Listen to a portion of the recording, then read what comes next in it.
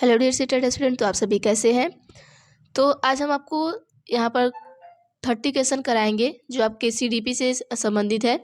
और आपका जो अगला शिफ्ट आने वाला है उसको देखते हुए हमने यहाँ पर कुछ क्वेश्चन लिया है। इस तरीके से क्वेश्चन आपको पूछे जा रहे हैं, तो आपके शिफ्ट के लिए यहाँ से इंपॉर्टेंट हो सकते हैं, तो आप जरूर पढ़कर जाइएगा ये क्वेश्चन।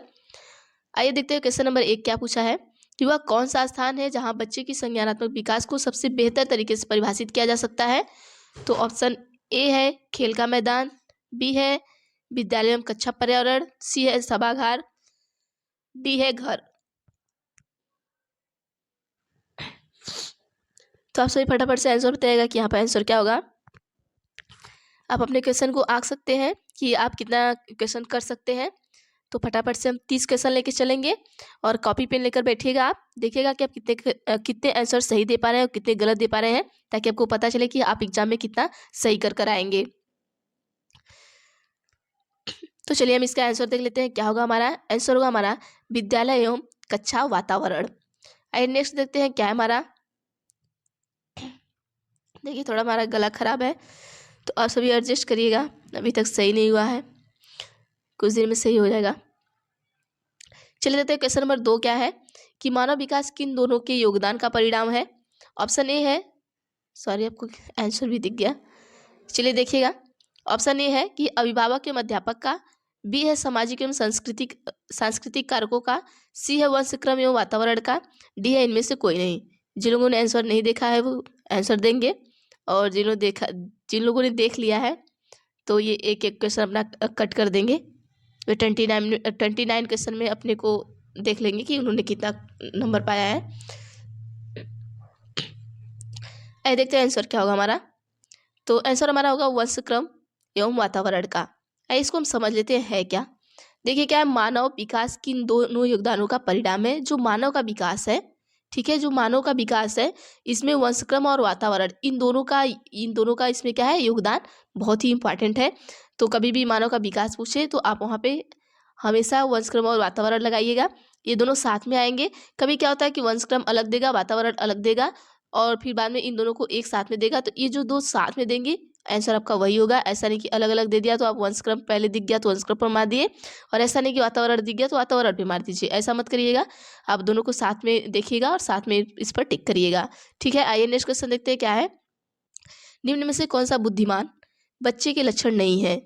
ऑप्शन ए है वह जो लंबे निबंधों को बहुत जल्दी रखने की क्षमता रखता है, बी है वह जो प्रभावपूर्ण एवं उचित तरीके से संप्रेषण करने की क्षमता रखता है, सी है वह जो मूर्त रूप से सोचता रहता है, डी है वह जो नए परिवेश में स्वयं को समायोजित कर सकता है। तो आंसर बताइएगा सभी फटाफट से। निम्न में से कौन सा देखिए कौन सा बुद्धिमान बच्चे के लक्षण नहीं है। देखिए आप ये नहीं यहाँ पर याद रखिएगा, ठीक है। आप लोग नहीं देखते हैं, उसके बाद आंसर को गलत कर जाते हैं। आपको आता हुआ आंसर भी आप वहाँ पे गलत टिक कर जाते हैं। तो आंसर बताइएगा क्या होगा। आइए देखते हैं हमारा आंसर क्या होगा। तो आंसर होगा कि वह जो लंबे निबंध को बहुत जल्दी रखने की क्षमता रखता है। ये आपके बुद्धिमान बच्चे का क्या है, लक्षण नहीं है। आइए देखते हैं नेक्स्ट क्वेश्चन क्या है हमारा। क्वेश्चन नंबर 4 क्या है कि बच्चे दुनिया के बारे में अपनी समाज का सृजन करते हैं, इसका श्रेय किसको जाता है। दुनिया के बारे में करते हैं, किससे करते हैं, समाज का सृजन करते हैं। तो पियाजे, पावलोव, कोहलबर्ग, स्किनर। आंसर बताइएगा आप सभी। तो देखते हैं आंसर क्या होगा हमारा। तो यहाँ पर होगा पियाजे। आइए नेक्स्ट क्वेश्चन देखते हैं क्या है हमारा। क्वेश्चन नंबर 5 कि परिवार एक साधन है। ऑप्शन ए है अनौपचारिक शिक्षा का, बी है औपचारिक शिक्षा का, सी है दूरस्थ शिक्षा का, डी है गैर औपचारिक शिक्षा का। आंसर बताइएगा। ये बहुत बार आपको प्रीवियस ईयर में आ चुका है, ये इंपॉर्टेंट क्वेश्चन है। आइए हम आंसर देखते हैं क्या होगा। ये क्या होगा, अनौपचारिक शिक्षा का। देखिए शिक्षा दो तरीके की होती है, एक औपचारिक होती है ये, एक अनौपचारिक होती है। देखिए जो अनौपचारिक होती है वो परिवार द्वारा दी जाती है, जो औपचारिक होती है वो स्कूल, ठीक है, स्कूल, खेल का मैदान, विद्यालय, इस तरीके से दी जाती है। तो आइए देखते हैं नेक्स्ट क्या हमारा। क्वेश्चन नंबर 6 क्या है कि अवधारणाओं का विकास मुख्य रूप से अवधारणाओं का विकास मुख्य रूप से किसका हिस्सा है। ऑप्शन ए है बौद्धिक विकास, बी है शारीरिक विकास, सी है सामाजिक विकास, डी है संवेगात्मक विकास। तो इन चारों में से अवधारणाओं का जो विकास है वो किसका हिस्सा है आपको बताना है। आंसर दीजिएगा आप सभी फटाफट से, और कॉपी पेन लेके रखिएगा, लिखते जाएगा कि आप कितना आंसर सही दे पा रहे हैं। आइए हम आंसर देखते हैं क्या है हमारा। ऑप्शन नंबर हमारा ए बिल्कुल सही होगा, बौद्धिक विकास। आइए नेक्स्ट क्वेश्चन देख लेते हैं। क्वेश्चन नंबर 7 क्या पूछा है कि निम्न कक्षाओं में शिक्षण की खेल विधि आधारित है। जो शिक्षण की खेल विधि है वो इसमें से किन कक्षाओं में आधारित है। ऑप्शन ए है शारीरिक शिक्षा कार्यक्रम के सिद्धांत पर, बी है शिक्षण की विधियों के सिद्धांत पर, सी है विकास एवं वृद्धि के मनोवैज्ञानिक सिद्धांत पर, डी है शिक्षण के सामाजिक सिद्धांतों पर। तो इन चारों में से आपका जो शिक्षण खेल विधि है वो किस पर आधारित है, ये पूछा गया है। आंसर दीजिएगा आप सभी। तो आइए हम देखते हैं आंसर क्या होगा हमारा। आंसर होगा विकास एवं वृद्धि के मनोवैज्ञानिक सिद्धांत पर। जो हमारी कक्षा के शिक्षण में खेल विधि है वो आपके विकास और वृद्धि के मनोवैज्ञानिक सिद्धांत के लिए बहुत जरूरी है। ठीक है, आइए नेक्स्ट क्वेश्चन देखते हैं। क्वेश्चन नंबर 8 क्या है हमारा कि निम्न से कौन सी पूर्व बाल्यावस्था की विशेषता नहीं है। ऑप्शन ए है दल या समूह में रहने की अवस्था, बी है अनुकरण करने की अवस्था, सी है प्रश्न करने की अवस्था, डी है खेलने की अवस्था। आंसर दीजिएगा आप सभी। तो हम आंसर देख लेते हैं यहाँ पर क्या होगा, खेलने की अवस्था। ऑप्शन हमारा कौन सा सही होगा, ऑप्शन नंबर डी बिल्कुल सही होगा, खेलने की अवस्था। ये क्या है कि बाल्यावस्था मतलब जो पूर्व बाल्यावस्था है ये इसकी व्यवस्था इसकी विशेषता ये नहीं है। आइए देखते हैं नेक्स्ट क्वेश्चन क्या है। क्वेश्चन नंबर 9 क्या है कि बच्चों की रुचि बनाए रखने के लिए आप कौन सी विधि का चयन करेंगे।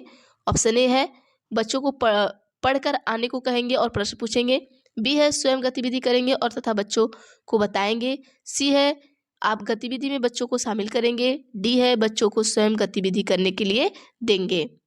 तो यहाँ पर क्या होगा बताइएगा सभी फटाफट से।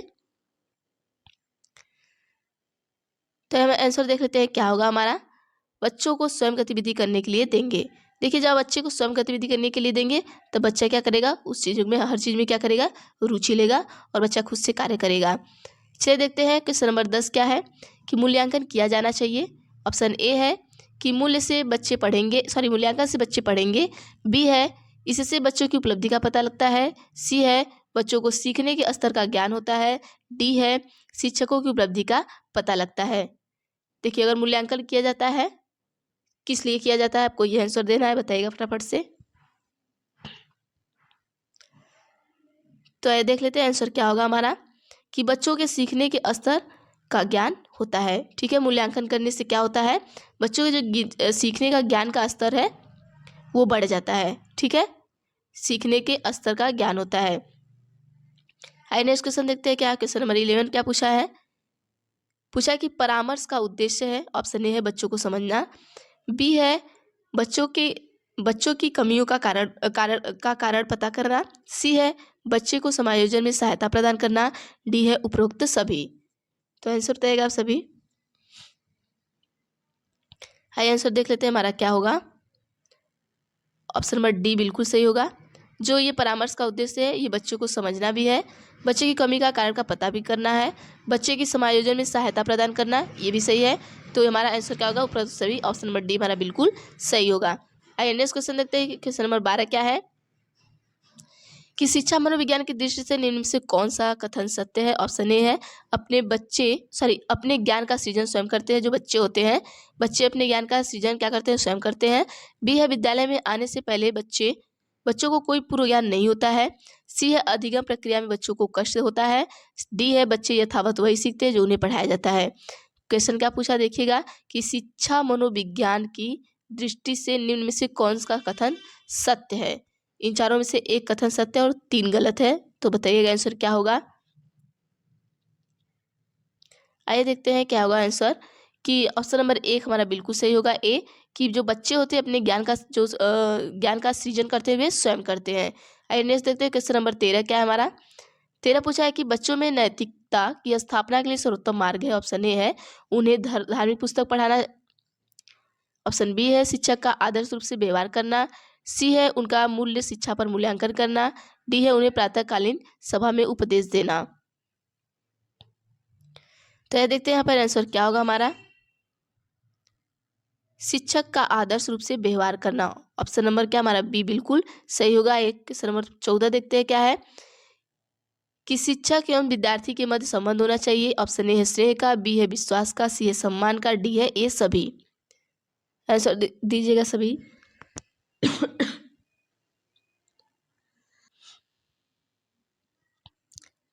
आंसर बताइएगा आप सभी क्या होगा।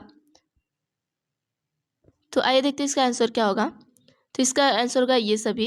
मतलब अगर शिक्षक और विद्यार्थी के बीच जो संबंध है वो स्नेह का भी होना चाहिए, विश्वास का भी होना चाहिए और सम्मान का भी होना चाहिए। आइए नेक्स्ट क्वेश्चन देखते हैं। क्वेश्चन नंबर 15 क्या पूछा गया है। एक अच्छा अध्यापक विद्यार्थी के मध्य बढ़ावा देता है।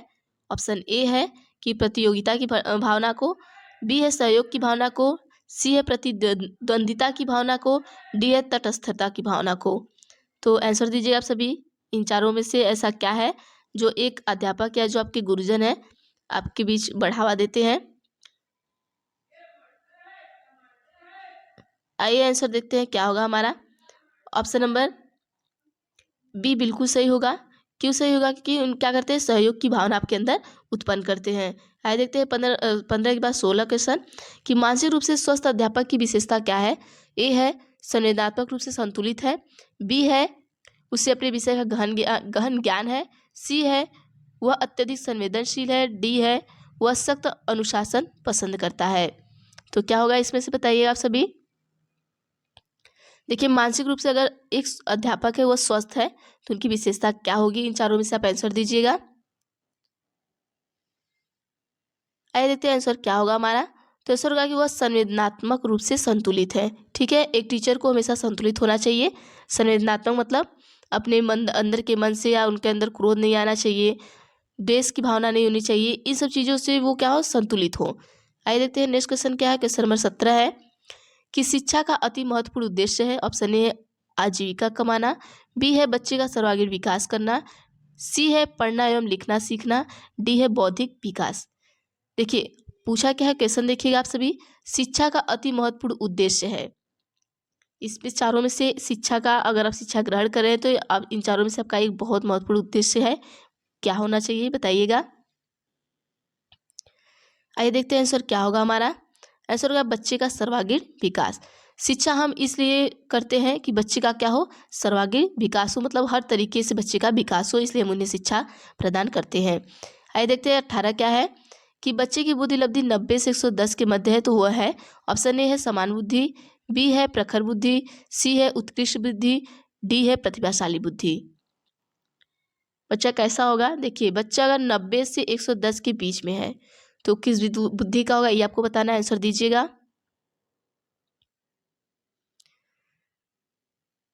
तो ये देखते हैं आंसर क्या होगा हमारा। आंसर होगा सामान्य बुद्धि का है। क्या होगा, समान बुद्धि का है बच्चा यहाँ पर। आईएनएस क्वेश्चन देखते हैं क्या है। 19 में पूछा है कि सतत एवं व्यापक मूल्यांकन में व्यापक मूल्यांकन शब्दावली का तात्पर्य है। ऑप्शन ए है सभी विषयों का मूल्यांकन, बी है सह शैक्षिक क्षेत्रों का मूल्यांकन, सी है शैक्षिक एवं सह शैक्षिक क्षेत्र का मूल्यांकन, डी है शैक्षिक क्षेत्र का मूल्यांकन। तो क्या होगा यहाँ पर बताइएगा सभी फटाफट से। देखिए पूछा क्या है कि सतत एवं व्यापक मूल्यांकन में व्यापक मूल्यांकन शब्दावली का तात्पर्य क्या है। व्यापक मूल्यांकन का पूछा है, तात्पर्य पूछा है आपको, इन चारों में से एक है कोई। आइए देख लेते हैं आंसर क्या होगा। तो आंसर आपका होगा शैक्षिक एवं सह शैक्षिक क्षेत्र का मूल्यांकन। चलिए देखते हैं नेक्स्ट क्वेश्चन क्या होगा हमारा।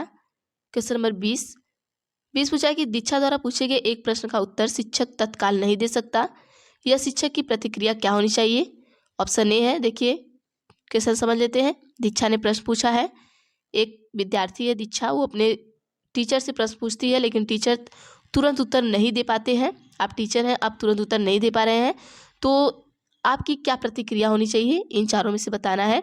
कि शिक्षक द्वारा दीक्षा को चुप करा देना चाहिए, क्या आप दीक्षा को चुप करा देंगे, या शिक्षक द्वारा दीक्षा का ध्यान बटा देना चाहिए, मतलब कि उनका ध्यान इधर उधर बटा देंगे आप।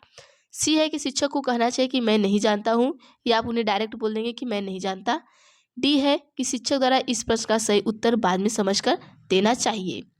तो आंसर बताइएगा क्या होगा। आइए देखते हैं आंसर क्या होगा हमारा। तो यहाँ हमारा ऑप्शन नंबर डी बिल्कुल सही होगा कि अगर आप एक टीचर हैं तो आपको अगर वो क्वेश्चन तुरंत नहीं समझ में आ रहा है तो बाद में समझ के बच्चे को आप समझाएंगे, न कि उन्हें टालेंगे चीज़ों को। ठीक है, 21 है। आइए देखते हैं बच्चों की जिज्ञासा शांत करनी चाहिए। ऑप्शन ए है जब शिक्षक फुर्सत में हो, बी है जब विद्यार्थी फुर्सत में हो, सी है कुछ समय के पश्चात, डी है तत्काल जब विद्यार्थी द्वारा जिज्ञासा की गई है। आंसर बताइएगा फटाफट से, बहुत आसान क्वेश्चन है। आइए आंसर देख लेते हैं। हमारा ऑप्शन नंबर डी बिल्कुल सही होगा। तत्काल जब विद्यार्थी द्वारा जिज्ञासा की गई हो, जब बच्चे के अंदर जिज्ञासा है तभी उन्हें जिज्ञासा को शांत करना चाहिए। बाद में करने से क्या होता है, बच्चा हो सकता है कि जो बच्चा है हो सकता है कि उन चीज़ों को सीखने में जिज्ञासा न उत्पन्न कर पाए बाद में, कि जब उसे जिस टाइम जिज्ञासा उत्पन्न हुई चीज़ों को जानने के लिए, तभी उस चीज़ तुरंत उन्हें उन चीज़ों को आप बता देंगे। 22 देखते हैं क्या है हमारा। 22 है कि आप अनपढ़ माता पिता के बच्चों को अंग्रेजी सिखाना चाहते हैं। ऑप्शन ए है आप बच्चे से अंग्रेजी में बात करेंगे। बी है आप बच्चों को अंग्रेजी में बोलने के लिए बाध्य करेंगे। सी है आप बच्चे को मातृभाषा में बोलने से रोकेंगे। डी है आप उसे मातृभाषा की सहायता से अंग्रेजी सिखाने का प्रयास करेंगे। तो आंसर बताइएगा क्या होगा। तो देखते हैं आंसर क्या होगा हमारा यहाँ पर। ऑप्शन नंबर डी हमारा बिल्कुल सही होगा कि आप उसे मातृभाषा की सहायता से अंग्रेजी सिखाने का क्या करेंगे, प्रयास करेंगे। आइए देखते हैं 23 क्या है क्वेश्चन हमारा, कि बच्चे के लिए निःशुल्क एवं अनिवार्य शिक्षा का अधिकार अधिनियम कितने वर्ष के लिए लागू किया गया है। ऑप्शन ए है 6 से 14 वर्ष, बी है 7 से 13 वर्ष, सी है 5 से 11 वर्ष, डी है 6 से 12 वर्ष। आंसर दीजिएगा आप सभी। देखिए निःशुल्क शिक्षा अनिवार्य शिक्षा का अधिकार अधिनियम कितने वर्ष के बच्चों के लिए लागू किया गया है। तो ये आंसर देख लेते हैं क्या है, कि ऑप्शन नंबर क्या होगा हमारा 6 से 14, मतलब ऑप्शन नंबर 1 होगा। नेक्स्ट क्वेश्चन देख लेते हैं। क्वेश्चन नंबर 24, शिक्षक को ज्ञान होना चाहिए। ऑप्शन ए है अध्यापन विषय का, बी है बाल मनोविज्ञान का, सी है शिक्षा संहिता का, डी है अध्यापक विषय एवं बाल मनोविज्ञान का। आप एक टीचर है तो आपको इन चारों में से किसका ज्ञान होना चाहिए, ये पूछा है। आंसर दीजिएगा आप सभी। आइए देखते हैं आंसर क्या होगा हमारा। अध्यापक विषय एवं बाल मनोविज्ञान का क्या करना चाहिए, आपको ज्ञान होना चाहिए। नेक्स्ट देखते हैं 25 क्या है, बच्चे के विकास को सिरस्थ सिद्धांत के अनुसार इनमें से सत्य कथन है। ऑप्शन ए है विकास सिर से पैर की ओर हो जाता है, बी है विकास पैर से सिर की ओर होता है, सी है विकास मध्य भाग में परिधि की ओर होता है, डी है उपरोक्त में से कोई नहीं। तो बताइएगा निम्न से कौन सा कथन सत्य है। आइए इसका आंसर देख लेते हैं हम सभी। उपरोक्त में से कोई नहीं, ठीक है, उपरोक्त में से कोई नहीं। ऑप्शन नंबर डी हमारा बिल्कुल सही, कि बच्चे का विकास सिरस्थ सिद्धांत के अनुसार क्या होता है, सिर से पैर की ओर होता है। सिरस्थ का नहीं, यहाँ पे सिरो पदानुमुखी रहता है तब होता है, सिरस्थ का इसमें से नहीं रहेगा। ये ऑप्शन नंबर डी बिल्कुल आपका सही रहेगा, इसमें से कोई नहीं है। जब सिरो पदोन्मुखी दिया रहता है तब आपका सिर से पैर की तरफ रहता है। चलिए देखते हैं हावर्ड गार्डनर के बारे में कुछ दिया गया है। 26 है कि गार्डनर ने 7 बुद्धि का अधिमान निर्धारित किया, इनमें से कौन सा नहीं है। ऑप्शन ए है स्थान संबंधी बुद्धि, बी है भावनात्मक बुद्धि, सी है अंतर व्यक्तिगत बुद्धि, डी है भावात्मक बुद्धि। आंसर दीजिएगा आप सभी, इनमें से कौन सी नहीं है। तो ये देख लेते हैं हमारा क्या होगा। भावनात्मक बुद्धि इसमें से हमारा नहीं है। स्थान संबंधी बुद्धि है अंतर व्यक्ति बुद्धि है, भावात्मक है, लेकिन भावनात्मक बुद्धि नहीं है। देखिए आपको फंसाने के लिए आंसर दिया है इस तरीके से। आइए देखते हैं 27 क्या होगा फटाफट से। 27 की घटना और वस्तुओं के बारे में एक बच्चा तार्किक रूप से सोच सकता है। पियाजे के चरणों के संबंध में सही कथन है। ऑप्शन ए है सेंसरी तंत्रिका तंत्र, बी है प्रारंभिक संचालन प्रक्रिया, सी है मूल संचालन प्रक्रिया, डी है औपचारिक संचालन प्रक्रिया। आंसर बताइएगा क्या होगा।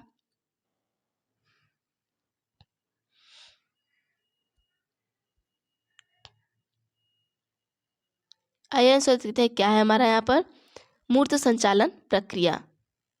चलिए नेक्स्ट क्वेश्चन देख लेते हैं क्या है हमारा। क्वेश्चन नंबर 28 है कि सहयोगात्मक रणनीति की किस श्रेणी में महिलाएं निम्न में से संबंधित नहीं होती हैं।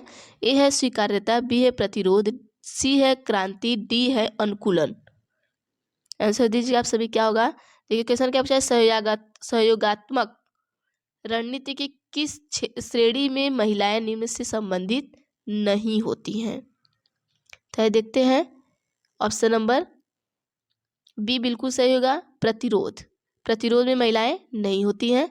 आइए देखते हैं 29 पूछा है कि व्यक्ति विभिन्नता के मिलन के संबंध में एक अध्यापक की भूमिका होनी चाहिए। ऑप्शन ए है व्यक्ति के दृष्टिकोण